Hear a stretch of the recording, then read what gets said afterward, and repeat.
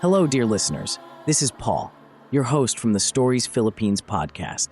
Today, I've got a chilling tale to share with you, sent in by one of our listeners. So, gather around and let's dive into the mysterious world of the unseen.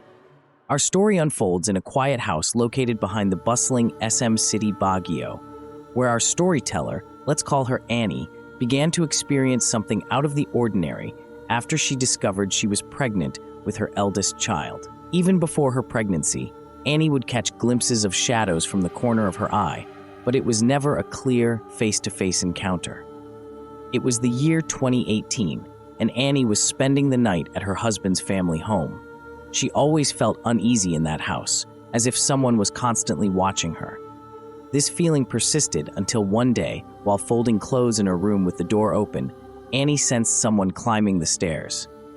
To her surprise, she saw a little boy peeping at her, his head barely visible over the stair rail, smiling in the dim light. Thinking it was her nephew, she didn't think much of it at first. However, when she went downstairs, she realized her nephew was sound asleep. The child she saw wasn't him. Annie and her husband decided to place an altar by the staircase where she often felt these presences. They soon discovered that Annie wasn't the only one who had encountered the unseen inhabitants of the house. Guests and family members also reported feeling whispered to or watched, especially in the living room and kitchen areas. Annie's experiences did not end there. After moving to a new home surrounded by trees and plants, she began to notice a woman's figure near a tree in front of their terrace. Oddly enough, around the same time, her child developed a recurring sigh, which seemed to be connected to Annie's habit of praising her child's beautiful eyes. It was said that unseen entities were amused by her comments. Furthermore, her speakers would often malfunction whenever she played music, hinting at the playful nature of their invisible visitors. One afternoon, while bathing with her child, Annie encountered a man dressed in a shining, shimmering barong and slacks, face to face, as she opened the bathroom door. This encounter left her shaken, but it wasn't until later that she learned about the presence of a white lady haunting the tree she often noticed from her terrace.